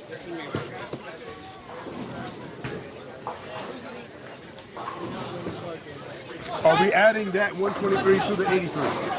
Yes, you add that 123 to the 83 plus the 84 that the first team handicap just did. This is more than 300, sir. I don't see the fortunes for Hell Yeah changing anytime soon. Well, they better start throwing on their black forces, the Timberlands. They better start cleaning. No, that's not going to even help them, man. Come on. Hey, The man. South Jersey Strike Force will have to throw splits in the first 5 frames and still would win the game. I've seen stranger things happen. Not that I'm saying it's going to happen. That's not even putting no hope in that, bro. I'm not putting hope. I'm just saying. That's your total wood right now. 285? 285. When did they win something? They didn't win anything. It's 12-0. You had 83 the first game, right? Yeah. They just won by 100 and what? They were up 61 after the first From the looks of it, it's getting bleak. But as we've been watching in other sports events in their playoffs, now it's looking very bleak for Hell Yeah. But as we've been seeing as of late in other sports and other playoffs, you cannot rest on the fact that you have a big lead because we've seen what's been happening in fourth quarters as of late. Well, the reason why you don't at this point, because it goes to seeding for the playoffs. You're right. So you want to get as many points as you possibly can as a possible. team so that when you start looking at the teams up north and seeing how many points they get, South Jersey Strike Force came in with 296. Yes. I don't know how they don't want every point. If they take 40 from this team, now South Jersey Strike Force can actually, if they take 40, that'll put them at 336. Yeah. That's sitting nice and pretty. Yeah. That's sitting real nice and pretty. All they have to do is remain consistent. Don't give up any games. Nothing. So now we're going to turn our attention to the first team handicap. Yes. Brian McGrath picks up a spare. And unfortunately, Will Hancock actually throws a split his first game, his first frame. We still got to get on the lanes together again, man.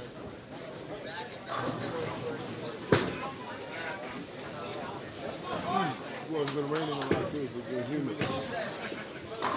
So for Hell Yeah on handicap pair number 1, like you said before, William Hancock the fourth. I have an accent too. I can do Okay, that, sir. Sir, good sir. And we have Michael B. And we have Nicholas K. All right. And South Jersey Strike Force. We have Mr. Get Home Safe himself, Brian McGrath. We have Sean Hatch. And we got Mr. Eric Layton. Yes, sir. And that is one very strong pair because Tyler Margolis went to the second team handicap to give him even more of a firepower. Sean Hatch is born like he done lost his mind. Sean Hatch started off with the 237, then he came up with a 257. Brian McGrath started off with a 279, he came back with 212. And Eric Van Layton started off with a 212, 235. That's hard to beat.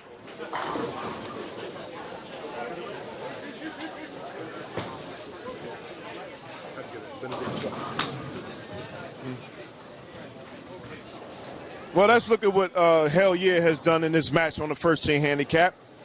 Mr. Hancock started off with a 213. Admirable score. He's over 200. Ooh. But then he come back with a 193. My man Mike, unfortunately, start off with a 191 and 173. And Nick Kendis actually is holding his team in the match with a 257, 248. Yeah. You can do a lot of things with that. But it can't be a one-man show. It cannot. In order for your team to win, everybody has to perform. And let's see how we do. And blowing by 10 pins. Eric Van Layton just missed a 10-pin. That's uncharacteristic of him. Okay. But you want to get as many points as you can. Brian McGrath is not going to allow his team to miss. No, he will not. He will throw the team on his back, even as the leadoff man, to do what he has to do. Last time I broadcast a match with him, he shot 19 strikes in a row. I was watching. And he loves his shirt, get home safe.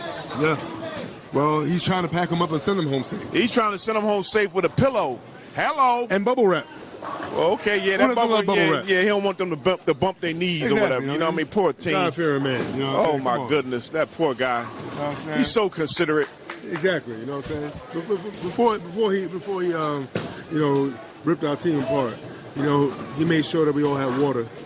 You know what I'm saying? Oh, that was so nice. Right? That's the kind of guy Brian McGrath is. So considerate, man. Considerate, man. And right now, Hell Yeah is actually pressing, and they're not even making good shots at this point. Yeah. Mr. Will Hancock IV, he carries a 220 average, but he only went over 200 one time. He hasn't hit his average yet. Against Brian McGrath, you have to bring the bucket. You got to bring a hose of water. You got to do whatever you got to do to slow this man down. He is a machine. Yeah. He practices daily. Look at that. He throws another strike. He's going to make sure he's technically sound. Yeah. He practices over and over and over again, and he expects the best out of his teammates. That's and right. The way that he is, he pushes his teammates to get better. He sets the standard, and he expects excellence from every bowler on his team. Exactly. I was blessed to definitely share the pair with him years ago. Great poise and everything like that. He gets down on himself if he's not performing his best because, like you said, practice is often real student of the game. And look at what Sean Hatch has done with his 237, 257. They're actually bowling against each other. He just throws a split the first ball. Well, that was his way of giving you a high five. Well, okay, if you say so. Because it went high and left five. It sure did. I just think he got off balance. And Chuck can't spell the strike in this second frame. 9 hit. Yeah, that kind of thing happens here at Westbrook Lanes. Yeah. If you're not striking, you're crying. And one thing about, when you're competing, you got to keep your body language the same because once I see that you're frustrated, it's smooth sailing. That could give a team overall confidence in what they need to do. The question is, let me ask you a question. What's the odds that Hell Yeah will get 40 piece today? I don't feel they're going to get 40 piece. I think, let me say this here. I'm just going to share with you what I think. I think it's possible because when you're down like this, you're despondent. Yeah. You begin to not to care. That's right. You know you lost the match. Now you're saying to yourself, why should I even throw good strikes now? Old school rules, you can't give up the 40. But these are not old school bowlers, sir. I know, but you can't give up the 40. I'm sorry. Well, you don't want to give up the 40, but they may end up giving the 40. I can't give up the 40, man. I'm sorry. We already know how it goes on the Facebook page. I'm just telling you, Nick Kendis is not the guy that's going to give it up. You know what I'm saying? But his teammates, pause. Yo, you wrong. But the worst part when you go on the page is looking and you just see the random picture of the 40-piece nugget and you just wonder who. Man, it look like they need a Happy Meal or something. No, I'm sorry. I can't say that it's going to happen, man. I'm saying it is. I don't wish the 40 on nobody. I don't wish the 40 on nobody, but I think they're going to give a 40 today. Nah, I'm sorry. I don't know. They're not bowling like it. I can't say. You can fool me. But with Sean Hatch keep throwing splits, we don't know. Would you? Let's see what's going to happen up here. And William Hancock, the fourth. And what did I say? 7-10 split. Look, man, don't mess with the brain, all right? The brain knows what he's talking about. They're falling apart here, man. Just like in an NBA basketball game, when it's over, it's over. In the World Series, if somebody hit 5 home runs on in a game, it's over. Brian McGrath throws his ball, and he throws what? A strike! You ever watch Breaking Bad? Look, the reason why I'm saying a 40-piece, when you got a Brian McGrath on a pair, when you got Mark Zimmerman, you got Shane Matthews throwing strikes, and you got Kurt Anastasia throwing strikes. Man, they got leaders throwing strikes on each thing. They figured it out.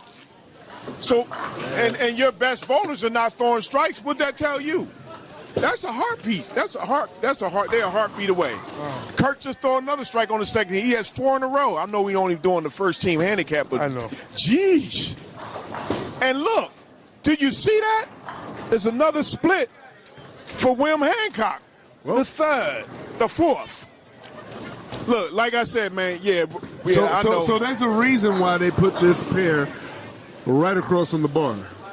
Because one of these teams is definitely going to the bar for. Well, the other team might be buying for the other team just to console them.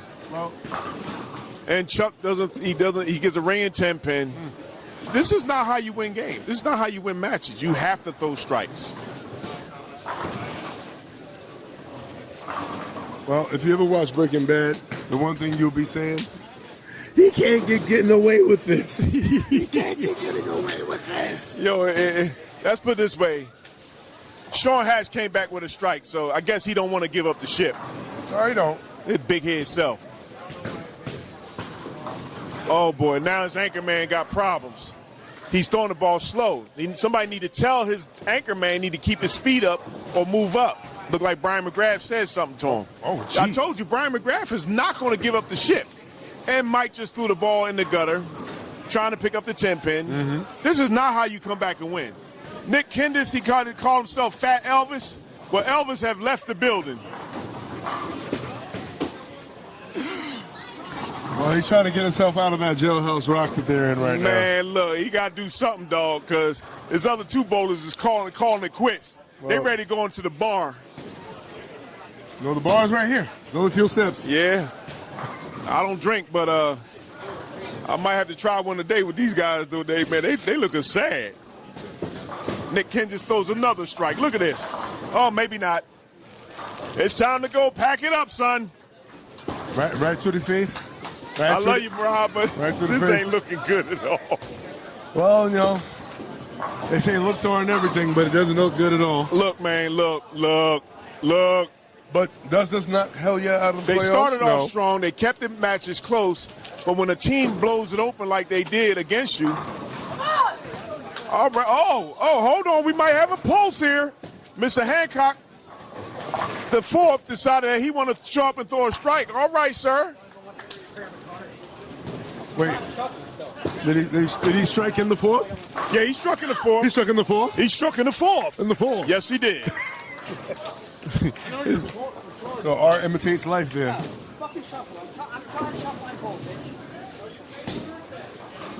Well, let's put it this way. He started off with three opens, 3 splits in a row. So, and his second man missed the 10 pin. So that's 4 opens in 3 frames. That's not looking good. Not when you have a Brian McGrath out on the lanes. He gonna throw a strike here. No, he pulled that one aside. Yeah, he pulled it. Yeah. He's extremely mechanically sound. He's gonna beat himself up on that, yes. but he can throw. That man is a machine.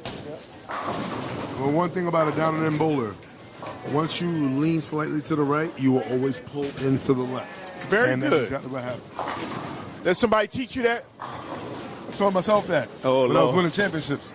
Oh, now here you go. You ain't winning nothing now.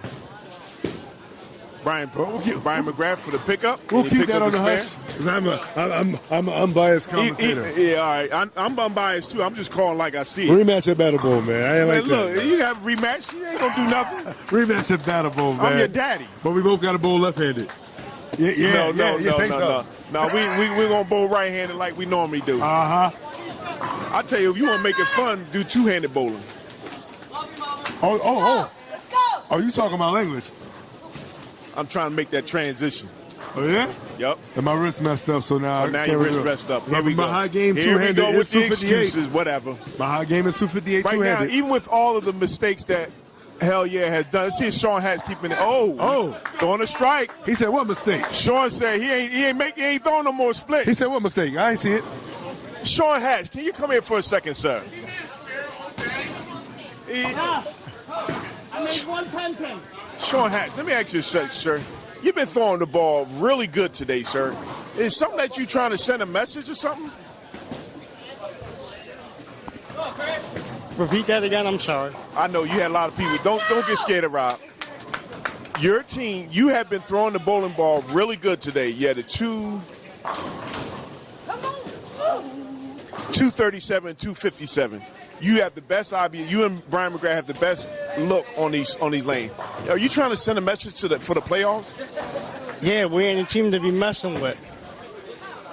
Watch what you say, sir. You talking a little reckless here today. No, we ain't doing that. We were co-champs last year. We ain't gonna be co-champs this year. We taking it outright. You mean in the division? Well, y'all pretty much have humiliated them today. That was the goal. Who was the team that bowled last year, sir? All in. And where are they at now? Are they in the top three? They're in the top three. They were in third place. I don't know how they're doing today. Okay, we'll get an update on that pair, okay? But Jonathan Dansbury is going to be owing us some money at the end of today.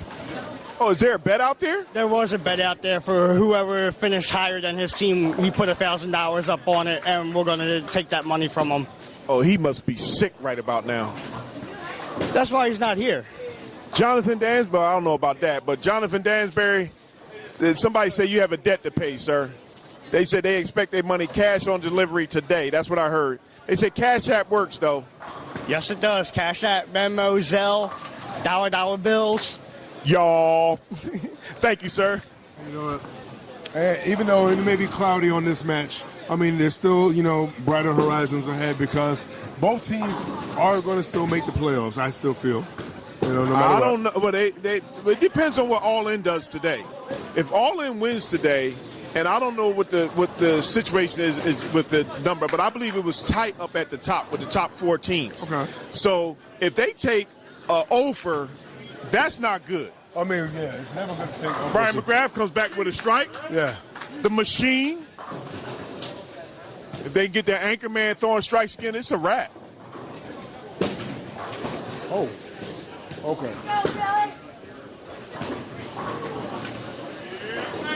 And at this point, it feels like it's just they're just throwing, as a formality at this point. Now Sean Hatch is throwing the 3.0. He's throwing the ball down, out, and in, and letting the ball come back strong to the pocket. Let's see if he can throw another strike. See if he can really match what he's saying. And he does. And he does. And you have Brian McGrath cheering his teammate on. Ain't no point in talking to him if you can't walk it. You got out of first gear, I see, sir. Keep it up. Now, let's see if your anchor man, you holding up your anchor man. Let's see if he can do what he's supposed to do.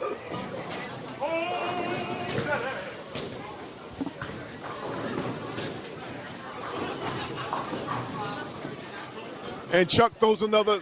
If this was no tap, he would have a 300 working that he'd be having. Yeah. It's a shame what's going on right here. Yeah, because at this point, you already done beat the heart out of the other team. Beat the heart out. Well, not yet, but they're only down about 15 sticks. This is what happens when your team actually comes to the lanes and practices before a UBA match. Oh, is that what y'all do? That's the secret? So came, found a line. Line's still working. The one thing I saw was that you guys were communicating with each other. That's the main thing. And Eric Van Layton just threw a strike there. He's back in the game again. Oh, yeah, and that was a great frame right there for all of South Jersey Strike Force Handicap pair number one. All of them closing it out, throwing 10 back. And Chuck just picked up his spare. Chuck, come here, sir. I got to even it out with the air time. What's going on with your team today, sir? We're getting smacked. Straight honesty right there. They said, hell no. Is that what you're saying? I ain't saying that. I'm saying we're just getting killed right now. Yeah. Right now. So they packing y'all up and putting you to bed? Sure. And you know what? Chuck is my friend, so I can't. He said, you know what? Let's fight another day. Which sums up the whole game. Yeah, that's true. That's true. We've been around the pocket. Nick Kendis has thrown 2 great, outstanding games. He leads a 7-10 split. That pretty much sums up the day. Thank you, sir. Now back to the... Damn. That's a shame. Yeah.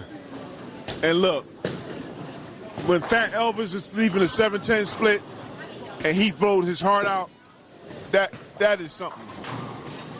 Okay, but they still fighting to try to get one game now. It ain't over yet. I was saying they're fighting just to not get. They said the Fat, he threw the ball in the gutter. Oh yeah, he's frustrated. He's frustrated as hell. Yes, didn't I say that, sir? Didn't I say that? Yeah. When you're frustrated and you're trying your best to win and it's not working, that hurts. I would love to bowl on this to see what this transition was like. I've never thrown a ball here. You never thrown a ball at Westbrook Lanes? Have yet to. Well, as you can see, it's very challenging today. Might as well call it West Stone. Hey, doing something. Like White Stone out here. Man. They better call the cops because somebody getting robbed. Oh, and they looking at him, too. At gunpoint? Let's see if Brian McGrath can throw a double up on. Looks like he will. That's good. There you go. Look at him. Look at him. He talking to himself. That's right. That man is intensity personified. Mr. McGrath. How you doing, sir? By any chance, do you have a message for your team after y'all finish this? I believe the message is on the back of your jersey. Get home safe. There you go. Thank you. But who are you saying that to, sir? I say that to whoever we beat. To whoever you beat. And then I also mean it as I want everybody that's bowling to get home safe for real. Yes, right. He does. Mr. McGrath is a very caring and loving man. Yes. God-fearing man. That's right. He's bowling his head off. Keep doing what you're doing, sir. Yeah, I went to church on Sunday, then I said, let's effing go out there. No, you didn't. No, you didn't say that. Now you got to leave it at that. Now you got to pay extra tithes and offerings. Yeah, you know what I mean? I hope Pastor Bogan ain't watching. Oh, son. That's right. He gonna go to the pulpit after this. This. I know. Hell yeah, just wants this over. Let's see if Chuck can pick up that. No, he didn't pick it up. Oh, that's just making it even worse, man. I don't know what to say. Hell yeah is fighting on the scratch pair. Yeah, they're fighting. No, they not. They ain't doing nothing over there either. Well, they're in the ring. No, they not even in the ring. Well, actually, no. They're up. They're up on scratch. No, they not. Yeah, they are. No, 338, 327. No, A, B, and C is hell yeah. Yeah. But Zimmerman hasn't thrown the ball yet. You got to pay attention. No, but middle bowler for the hell yeah is on 4 in a row. Yeah, he got 4 in a row, but that ain't no mean nothing. Look at this. Look at Mark. Will you look at this? Pay attention, son. Oh, they're up. They throwing strikes. Hell yeah is going to win. And hell yeah can only get a strike there. Yeah. And now. But you're not counting the 4 in a row. You want to put $1 on this game? Yes. All right, $1. 100%. I'm taking South Jersey strikes for us. Sign it. I ain't signing enough. I'm going to spend it. Let's put $1 on there. You're not getting 40. All right. No, I didn't say. I did say 40, but I'm talking about who's going to win on this pair, on the scratch pair. Oh, hell yeah got the last game. Yeah, go ahead, Shane. Hell yeah got the last game. So you taking hell yeah, and I'm taking South Jersey strike for That's it. right. All right, well keep going. Get your $1 ready, son. Yeah, right. I need it. Oh, who gonna win on for you? Yeah. You got 4 quarters though. I need Here we go. You better phone a friend. My friend already here. Oh boy, here we go. All right, my man Chuck up. His teammate picked him up. But see, Brian McGrath is getting ready to throw. He's on a double. If he throws a triple, this could be real bad for hell yeah in the worst way. Chuck needs to throw a strike. He only has 1 strike in this game. Let's see if he can throw one here. Nope. I think he's giving up on strikes. I think he's just getting the ball. He didn't give it. He's still throwing it. But this team must love chicken wings. Oh. This team must love chicken wings. So when you like to eat chicken wings, that's a problem. That means that you're making me hungry talking about it. Well, he's hungry to Brian strike. McGrath throws another strike. That's 3 in a row. Let's see if Sean Hatch can match what Brian McGrath did. I'm telling you, that is just, it doesn't matter where you put these guys at. First, second, third, fourth, you got a problem on your hands. You know, a lot of these strong teams, you know, they have some handicap bowlers, but they're just, it's one of those situations where they're not going to have a lot of pins, but they know how to throw. They know how to bowl. So when they match up against other teams in the playoffs, no matter where they may come from down the line, whether they may come from Connecticut, Sean Hatch throws 5 in a row. It's going to be all about matching up your best bowlers that can handle different situations that are comfortable out of that their is true. That is true. But now some bowlers match up differently with other bowlers. Yes, this is true. So the thing is, it also depends on what your opponent is doing as well.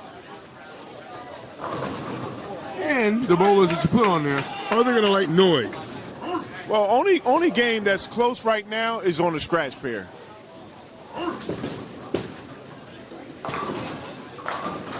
Nick Kendis throws a double. He's along with his leadoff man, Mr. Will Hancock, the fourth. Nick Kendis, sir, you shot extremely well the first 2 games. You shot 257, 248. What do you think you're going to go out with on this game? He's going sheet. I'm going sheet. That's not a question. You want to bet $1? Yeah, bet $1. All right, we can bet $1 you ain't going off the sheet. Okay. All right. He's going sheet. Bet good. He's going sheet. Yeah, he ain't going sheet. You need a Happy Meal. You about to lose $2 today, man? Yeah, whatever. Eric Van Layton picks up his spare.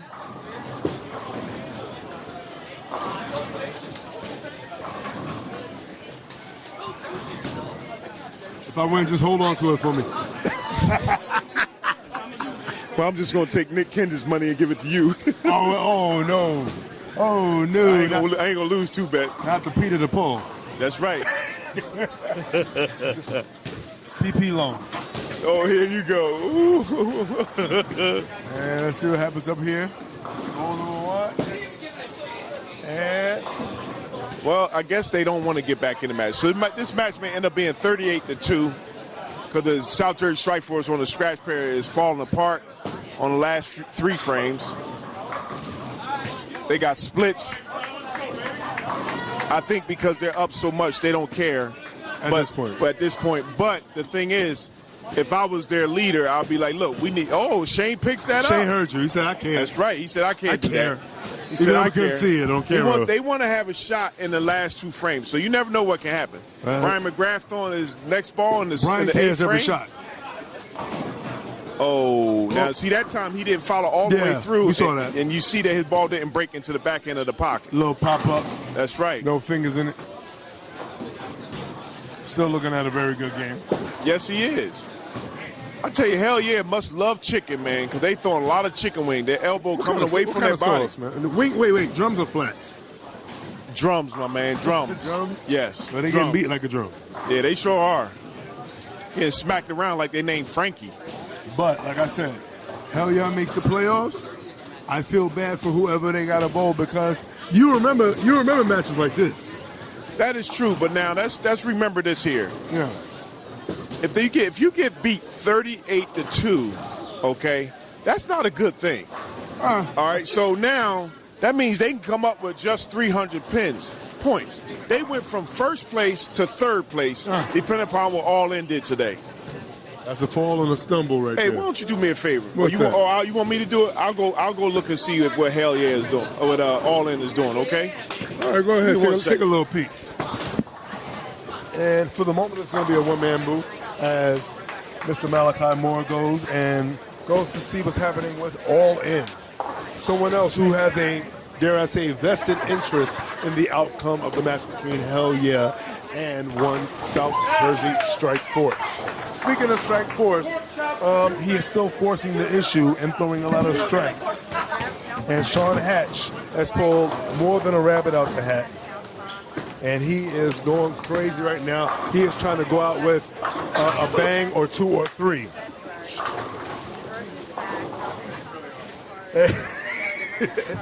And Nick Kendis obviously not going to go sheet. That's because Malachi walked away. I believe if Malachi stayed here, he would have kept striking. So There goes that. And all right, taking the time to explore different pieces and different lines is Mr. Van Eric Layton, the anchor right now. But the true general and leader of South Jersey Strike Force, especially on this pair, has been one Brian McGrath, who takes his role very seriously. He likes to keep his eye on everything. A great teammate to have, because it's always good to have eyes watching your shot, even when he's not on the lanes. It's all about the game on the lane and off the lane. And I said it's your fault that he didn't go sheet because you walked away. Give my dollar, man. Give my dollar. No, man. He would have struck if he was still here, man. Whatever, man. I'm thirsty. And so, speaking of back in. Yeah. Want to go double or nothing? No. The hustler speaks. And speaking of speak to us. What are we seeing on the side in terms of All In and what All In is doing? Being that they definitely have a vested interest. Okay, now here's the situation. All In can go 38-2. So Hell Yeah can go from first place to third place if they don't win a couple of points here. Oh. All right, so that's not what you want to do in a match like this. Sean Hatch is saying, hell no. He's just shooting out of his mind. He got 6 in a row. Brian McGrath is having a little bit of pity on him by throwing a split there. And I'm up $1. You know what? But you can hold on to it. No, here's your dollar, dog. You can hold on. No, you ain't going to hold nothing over my head. I want to keep those dollars. Even though you owe me $10 for beating you at Battle Bowl, so you might as well just hush your mouth. All right, so you up 9. Yeah, I'm up 9. Thank you. You just a loser. That's all right. You know what? When we run it back, somebody for $9.50. I want $9.50. I just want the 50 cents. And change. when you lose again, what you gonna do then? Yeah, be quiet. You say you like drums. And speaking of drums, unfortunately, the drum did not work in the favor of Hell Yeah. As a matter of fact, they were the drum. Some days you're the dog, other days you're the hydrant. All right, so let's talk about the playoffs. All right, let's definitely talk about playoffs. Especially specifically for Hell Yeah. Okay. They lost. Now, see, when you're familiar with bowling houses, you can perform well in those houses. Very good point. The question becomes when you go to a place like Carol Air, which is where I believe the first round of the playoffs are, and in this area. The question is, can you bowl on situations that's not as favorable as a regular house shot? Well, who do you think can make that thing? Because this is where communication comes into play. Now, both teams, Hell Yeah didn't perform extremely well, but they're still going to make the playoffs because they're in the top 3. Mm-hmm. But as a team, you have to really sit down and think about what it is that you're doing and what could have been done. Now, I know there's other events going on around in this area, and maybe they didn't have their best bowlers here today, which is not anybody else's fault. Mm-hmm. I don't fault anybody, or this could be their best team. It could be. You never know. This could be their best team. So if this is my best team, I'm coming back saying, look, fellas, we obviously are doing something wrong. What is it that we have to do in order to be represented correctly in the playoffs? Nick obviously found something. He has 7 in a row. Going into the 10th frame, he threw the first strike in the 10th frame on the scratch pair. Right now, on the first team handicap, Brian McGrath is going to finish putting his foot in, unfortunately, Mr. Not going to put his foot anywhere. Mr. Will Hancock the fourth. He prayed before. He said he ain't have no mercy today, right now. Well, he said he got to finish the job. Well, he's certainly motivated. And he throws another strike. Look at him. Brian McGrath ain't playing with these young fellas. Oh boy, there you go. You don't want. Them fighting words. No, he didn't say that. Oh, Brian McGrath, I ain't never seen him act out of character. It ain't fun. That's all it is. No, it ain't. Everybody said I was the worst number ever. Yeah, they said. Ain't nobody say that. Hey, you also said get home safe. They said Dansbury better come up with. We want our money in ones. We going to the strip club. Oh, Brian! Strip club? What in the world? Oh my goodness! Not the deacon. What scripture is that in? Oh, he really. He really. No, your wife heard it now. Your wife heard it, dog. No, you ain't getting home safe. He said the only strip club is his home. Yeah, and he knows where the money's going. That's what he said. Boy, if his wife hear this, all right, cut. They said push the edit button. Brian talking about strip clubs out here. Oh my! Do we need a sponsorship from one? Gordon will be on it. No, what's that guy named John? What? Dear John. No, John. He's on. The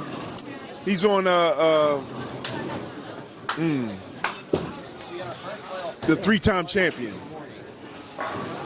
Oh, any other time I can call his name? I know I can't. What's John's name that runs the strip club? John who? You ought to know. You talking about strip clubs? I don't know about nobody run no strip club, man. Who trying to put Yes, you do. No. He said the only strip. Come on now, that's black on black crime. He not. Why I gotta be the black? Why I gotta be that? I didn't bring it up. Well, the only team. What's the guy named John? What? Well, the only team wondering why right now is Hell Yeah. He doesn't do that no more. You talking about the dude who DPS? Yeah, the Garden Foundation. John Cliff. That's right. Oh, he don't do that no more. Oh, did you? Oh. Someone's been hearing it. Yeah. Well, anyway, but Hell Yeah right now, it definitely wasn't necessarily a Hell Yeah day for them.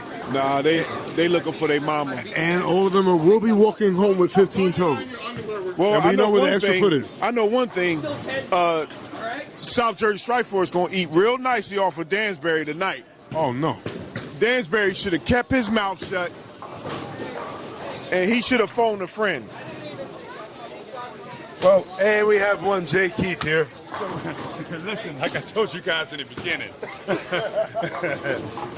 I didn't want to make it bad, but I did tell you it's going to be an OKC day. 38-2, back-to-back division winners. Thank you very much. The Force. The Force. Oh, thank you very much. The Force. Hey, Jay Keith. Yes, sir. You bowling after this? If you like. This our fucking division. We won this shit. Oh, look at. Hey, Sean, come here, sir. Come here, sir. Don't start cursing on my interview. You understand me? Now say it better. This our division. We run this shit. You know Say my you shit. Stop cussing. Say it again. Yeah. We run this. There you go. That's better. Thank Run you, this sir. what? That's not playing. No. So for Great bowling day, Sean Hatch. Hey. Sean Hatch goes out with a 235. He had a little pity on him. You bowled extremely well today, sir. Yes, he did. Now I have a question. Now other teams that may be watching from, other places, whether it be New York, Philly, the South, anything like that. Any message to those teams who don't believe in the Force? We want the smoke. You want all of it. Oh, you want the smoke? Now, hold on, Sean. Now, I know you're a good bowler today. That's not put your big britches on, all right? Oh. Because what happens is another division might hear that and they going to put the cash down. Now, I know y'all confronted with Dansbury $1,000. I'm just saying, bro, they may have a certain, team that may want to crash your lanes, also. Or you may have someone that wants to lay down their cards and lay a royal flush. You may have a lot of teams that may want to make you exit the room. Now, I will say this, but hold on. I'm going to say this here. This first team handicap, even with Tyler Margolis not being on it, I know Sean Hatch can roll the ball, but we got to see what you do in other lane conditions, sir. All right? This ain't no Happy Meal going forward. Every team that's in the playoffs. You're a hungry man. You mentioned all kind of food today, eat, sir. If you haven't figured that out. Every team playoffs is good. There's no doubt in that. So are you telling me that you're willing to put $1,000 up to any team? No. I mean, it wouldn't be your money. Hold on. He just said, what did you just say, sir? Because you don't have that kind of money. No, not of your own money, of Dansbury's money. Look, y'all can put $50 in it yourselves with 10 guys and make it $1,500. I'm sure a team is willing to take that kind of bet. What you think? In your first round, you gonna put that up? As he drinks it. That's not my decision. Would you talk to your president Mr. Christopher Downs and put that money up? Get out of here, man. I guess not. Well, speaking of Downs, the only team that was down today was not Downs' team. It was indeed Hell Yeah, who falls today. Hopefully they can rise another. They have no choice but to rise now. They fell 32-8. 38-2, actually. Yeah, 38-2. Unfortunately, that's not the way you want to finish the season. They dropped from first to third place because All In is going to end up with a 38-2 win as well. And once again, it's going to be the top three teams as last year. Yeah. Going into the playoffs, it's going to be interesting to see what happens going forward. All right, well, with that being said, we're going to close it out. All right, it's the voice of Detroit, Sean Knight Faison, Malachi Moore, the brain. The brain. Thank you again, Westbrook Lanes, UBA all day, always. Over and out.